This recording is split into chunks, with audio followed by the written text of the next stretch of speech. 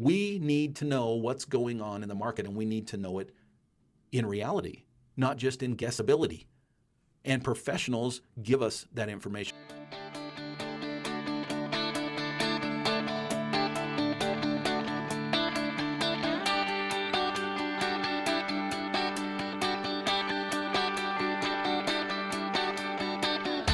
Originating from deep inside the Rocky Mountains, transported through the power of the internet, and arriving inside your tiny earbuds. It's the Appraiser Coach Podcast, helping appraisers increase their efficiency, quality, and make more money. Here's the guy who makes it his life's mission to create value for real estate appraisers nationwide.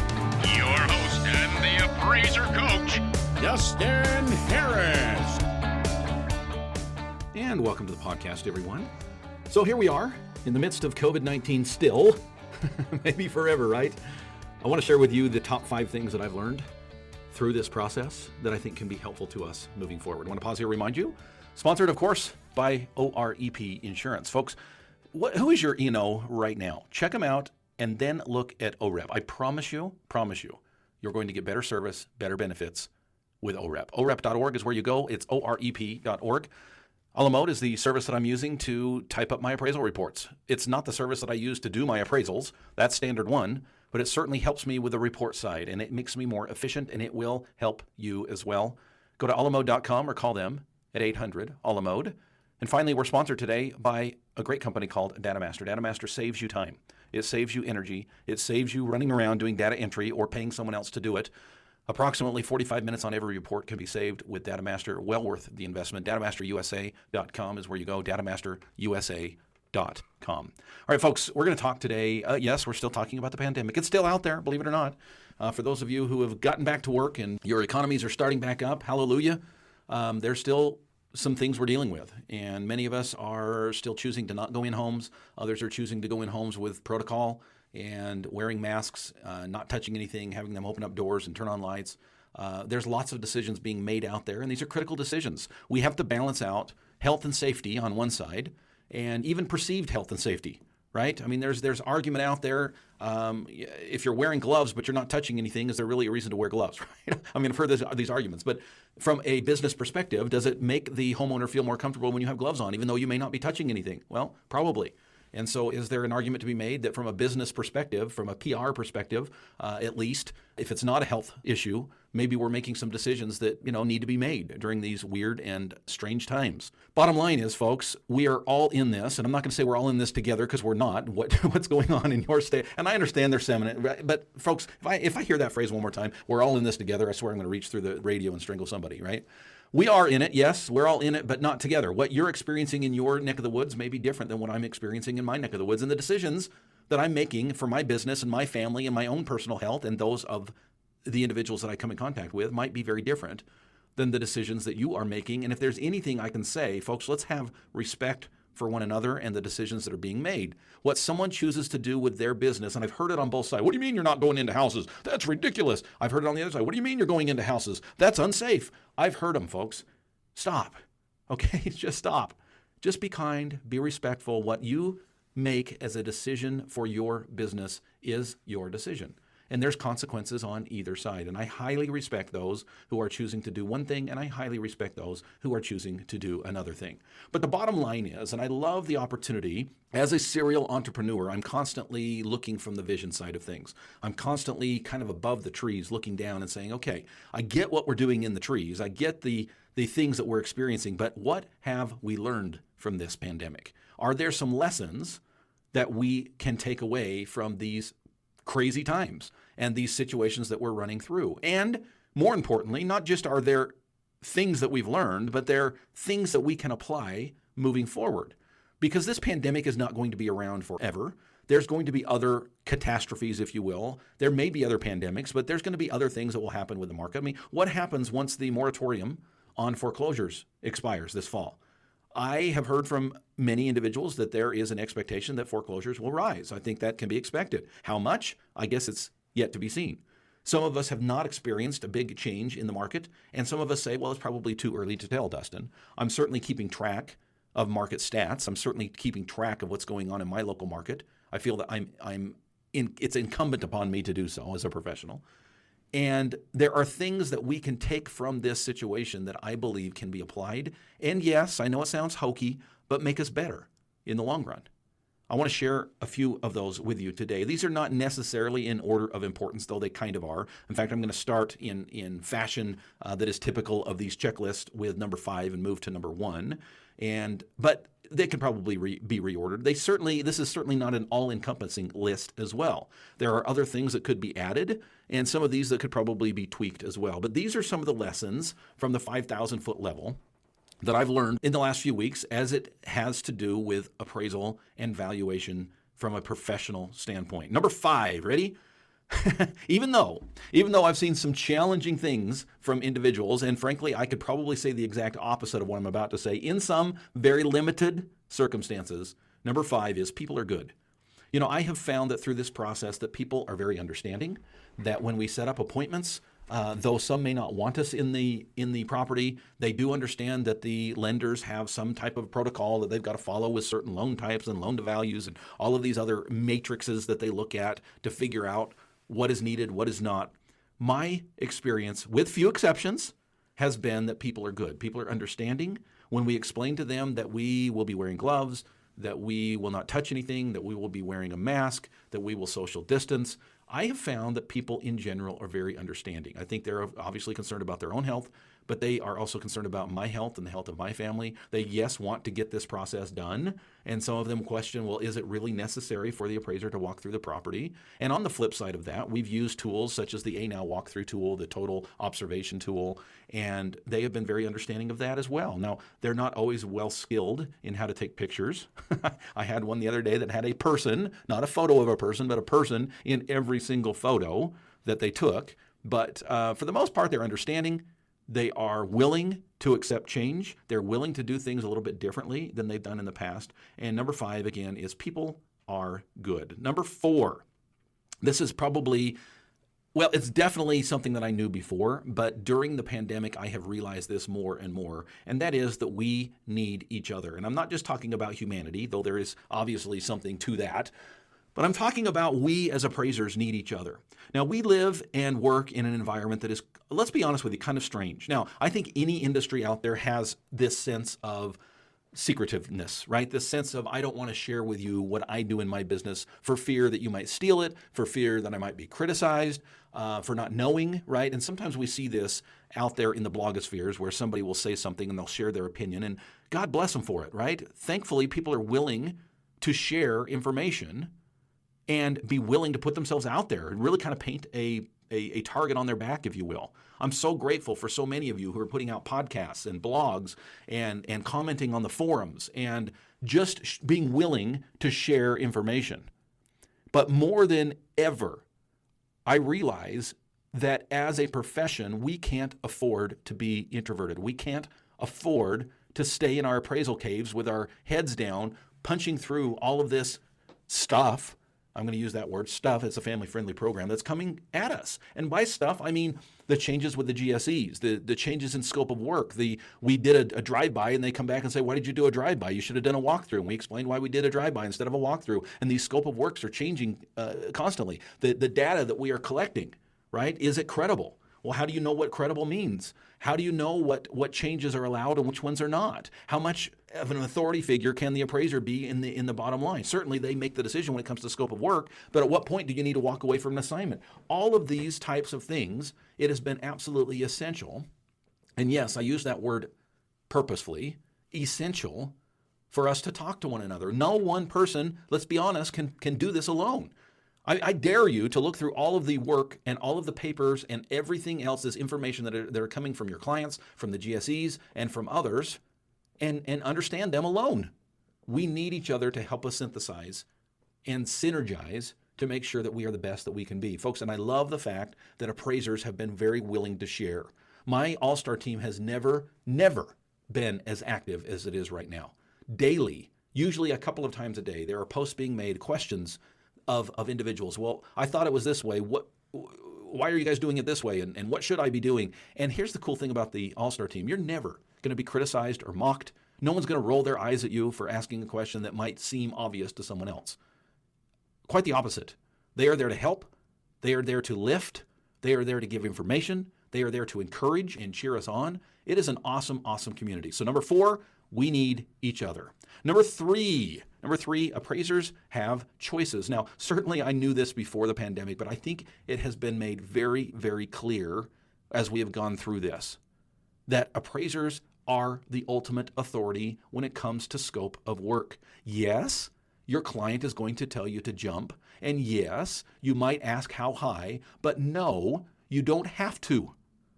And I think that it has taken the pandemic for many appraisers to realize how much authority they do have. Now, by authority, and I know some of you are arguing and saying, well, Dustin, if they say to jump and you say no, you're going to lose the order. Yep. And folks, if they're asking you to do something that you're not comfortable with, and by the way, I had one the other day, they asked me to do a desktop appraisal on a property that did not have data. We had no interior photos.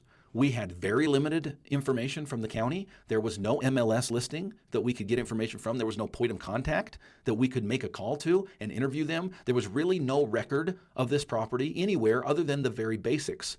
And so I went back to the client and I said, I'm sorry, but this cannot be done as a desktop. Now, I would love to tell you the happy story of, well, then they just turned around and said, well, go ahead and do an interior. They did not. They took the order away, and for all I know, it was given to some other schmuck who probably accepted the assignment and was willing to, I don't say some other schmuck as in, well, okay, maybe I do, who decided to do the property from the county records. They didn't have any more data than we have, and they probably found some other individual, we'll use that word, who was willing to do it. Great. He can take on the liability. She can take on the liability. I don't want it. I have a choice. In the end, it is up to the appraiser to determine scope of work based on the credibility of the data. And if the data is not there to support whatever assignment we're trying to complete, it is incumbent on us to make the choice. Remember, number 3, appraisers have choices, to make the choice to walk away. Now, one of the things that I've seen that has been cool through this pandemic is that the clients, for the most part, and I guess it depends on who you're working for, but I've got some pretty good clients out there, and they've been willing, on the most part, not always, but for the most part, they've been willing to work with me when it comes to my choices. And more often than not, I would say 8 out of 10 times, if I need to change the scope of work and I give a clear reasoning on why, the client is willing to go along with that. Hey, you asked for a drive-by. Here's what's going on. The subject is obstructed from the road. All we could see is the roof line, and there were so many trees in front of it, so much vegetation. We just couldn't see clearly what we're dealing with here. Yes, there's a few online pictures, but they're not really clear. Can we do a change of the scope of work here and do an interior? And most of my clients are willing to do that. Now, it depends on the circumstance, depends on the situation, but those are the cases where we still have choice. If your client is not willing to accept your new scope of work, your change in the process, okay, and it doesn't, I've talked about inspections here, but it's more than that, right? It's hey, we want you to have 3 sales in the last 90 days and 2 active listings. Well, guess what? I'm in an area that has 2 sales in the last 90 days and 1 active listing, right? And I see that most clients are deferring to the appraiser. In most cases, I know you all have experiences that are exact opposite of that. But number 3 is appraisers have choices. Speaking of choices, you do have a choice in the software that you use to complete standard 2 of USPAP, and that is the report writing side. There are lots and lots of choices out there. Well, a handful of good choices, right? And they are good choices. I choose a la mode. I choose a la mode because I've looked at the others, and yes, they are good. A la mode makes me the most efficient that I possibly can be. One of the great things that a la mode has done recently is the observation tool, where you have an opportunity to send a link to your point of contact, whether that be a realtor or the homeowner or the buyer or some other individual that has access, and they are able to take pictures and notes and send them back, which are dropped automatically into your report on total. What a great way to save time and energy and get credible data. That's a la mode. alamode.com or 800-ALA-MODE. I've been using OREP insurance for several years now, and I am never disappointed. In fact, just a few weeks ago, I renewed my OREP insurance. It was absolutely the most seamless, easy thing to do that you can imagine. One of the tricks I did was last year, I actually made a copy of my OREP application, if you will. Each year you've got to renew. And it just made it so much faster this time to be able to look at what I put down last time and be able to look at my revenue and look at the number of reports that I'm doing for this year and make a prediction as to what I'm going to do ongoing. Folks, it honestly took less than 5 minutes. That was it. I sent it in. Within 2 days, I had a quote. And within 3 days of the beginning of the start, I had new E&O. I started the process months in advance because I know that some AMCs cut you off as you get close to your E&O date. And it was done. The great people over there at OREP Insurance were very helpful. They will be to you as well. It's orep.org if you're looking for their website. It's orep.org. Finally, we are sponsored by DataMaster. DataMaster is saving you time, saving you energy. I've been challenged. Some people say, you use DataMaster for everything? Oh, I wish, folks. Unfortunately, I use 5 MLS systems. Only 2 of them use DataMaster, unfortunately. And they're not the ones I use most often.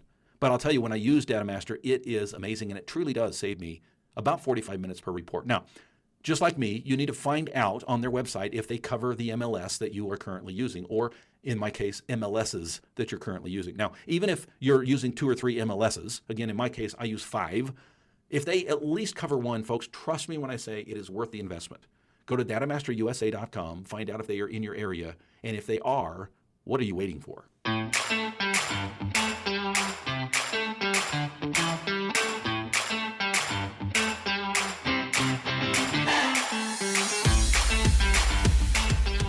Welcome back to the program. Dustin Harris hanging out in the podcast chair. We are in the midst of COVID-19 pandemic, of course, and who knows how long this will last. There's lots of talking heads on the television talking about this, talking about that, predicting this, predicting that. Who knows? All I know is what I know. And what I know is there's some great things, some great lessons that I have learned from the pandemic. These are the top 5 things that the pandemic has taught us about appraising. Number 5 was that people are good. They're pretty understanding. They're pretty willing to work with us. Number 4, we need each other. And I mean that as appraisers. We need to be a community and stop being so divided. Number 3, appraisers have choices. In the end, the scope of work is up to you. And now we're on to number 2. Number 2, it's become more clear than ever in my entire 24-year career that appraisers are professionals and professionals are needed. There has been a lot of talk over the last several years. And by the way, folks, this is not new. I remember when drive-bys came out, I was not an appraiser at that time, but my dad was, and I remember him talking about the possibility that this would be the demise and the end of the appraisal world. And then the early 2000s, and we had the AVMs, and everybody was screaming that computers were going to take over our job. And then we had the hybrids, and everybody thought that would be the end of the appraisal profession. And then we've got the pandemic, right? And now we're doing walkthroughs with technology rather than boots on the carpet. And that's going to be the end of our profession. Folks, if anything I have learned, and I hope that you have taken the opportunity in your own market to show what a professional is needed for, that we don't need computers and Zillow telling us what our property is worth. There is more to be done, that a professional is that person that can do the more that needs to be done. Are you showing forth as a professional in your area? Are you showing your clients that it's not just about the number, it's also about what's behind the number? Anybody can get a number. Zillow gets a number from a stupid computer, right? Well, it's not stupid. I mean, they are pretty good. But the bottom line is, let's just be honest, they are, right? And especially in a tract home that's pretty congruent. But it's so much more than that. It's not about the number. It's about the analysis behind the number. It's about understanding the market. What is the market doing? More than anything, investors and lenders and foreclosure experts and real estate professionals, realtors, we need to know what's going on in the market, and we need to know it in reality, not just in guessability. And professionals give us that information. You, my friends, are professionals. So number 2 is professionals are needed. Number one, this is something that you've heard me say many, many times over the years, but it has become very poignant in the last little while. Why? Because we've experienced a lot of change. And number 1 is change equals opportunities. I have seen so many cool outside the box thinkers during this pandemic. I've seen so many creative ways to continue to do what we need to do, to follow USPAP, to follow state law, to follow client expectations, but yet be creative about how we go about gathering data, making analysis, new opportunities maybe on the personal appraisal side, meaning non-lender appraisal side. I've seen some real cool, we'll call them products out there that I've never seen before. And they come with a full backing of USPAP compliancy. They come with a full backing of credibility, right? But these are things that we've never seen before. And I, more than anything, have found that change equals opportunity. Folks, are you taking opportunity in your life, in your business, to look at the changes that are happening and saying to yourself, how can I utilize this for good? How can I take this information and make it better? How can I make some changes in my own business that will not only be good for the pandemic, but also will be good ongoing? Folks, those are the top 5. Number 5, people are good. Number 4, we need each other. Number 3, appraisers have choices. Number 2, professionals are needed. And finally, number 1, change equals opportunity. Folks, I hope you will join us at the All-Star team. I talked about it earlier. What a great group of appraisers from all over the nation who are sharing data, sharing information, rooting each other on, helping us to become better. And right now it is free. You can jump in and use the coupon code FREE30ALLSTAR. That's FREE30 ALLSTAR. No spaces. All caps, by the way. FREE30 ALLSTAR. See you there. You've been listening to the Appraiser Coach podcast with Dustin Harris. If you like what you hear, please give us a 5-star rating and post a short review on iTunes. For more in-depth insider information on how you can make more money as a real estate appraiser, visit theappraisercoach.com and sign up for the All-Star team today. Thanks for joining us. And now, get out there and create some value. In the last few weeks, as it comes from appraiser, over the last few weeks, dealing with this pandemic as it comes, or as it, sorry, editor,